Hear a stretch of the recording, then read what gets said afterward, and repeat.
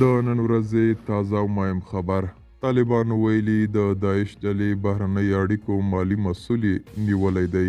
سلام، وخت په خیر. که غواړئ پوه شئ ویډیو تر پایه وګورئ او که تر اوسه پورې مو وطن میډیا یوټیوب چینل نه وي سبسکرایب کړی هم دا اوس یې سبسکرایب کړئ تر څو نوي او تازه معلومات تر تاسو در ورسیږي. د طالبانو د حکومت استخبارات وایي د پوځي عملیاتو په ترڅ کې د خوارجو د ډلې د بهرنۍ اړیکو او مالي چارو مسؤل نیولی دی.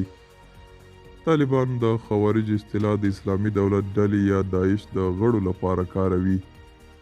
په یوه بیان کې چې بیګا د استخباراتو پر رسمي ټویټر خپور شو ویل شوي چې د مالکي په مستعار نوم د تورن کس د اوکراین، جرمني او اسپانیا په ګډون له نورو هیوادونو څخه مالي مرستې د دوی په وینا د خوارجو ډلې ته راوړلې او د دې ډلې د جلب او جذب مسؤل هم و.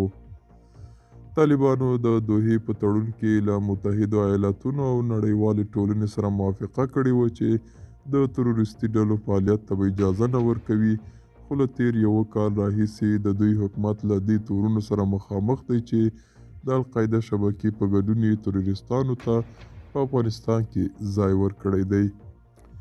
ملګرو، دا و زموږ نننۍ چمتو شوی ویډیو.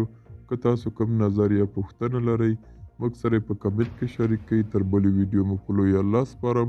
ښه وخت او ښې چارې.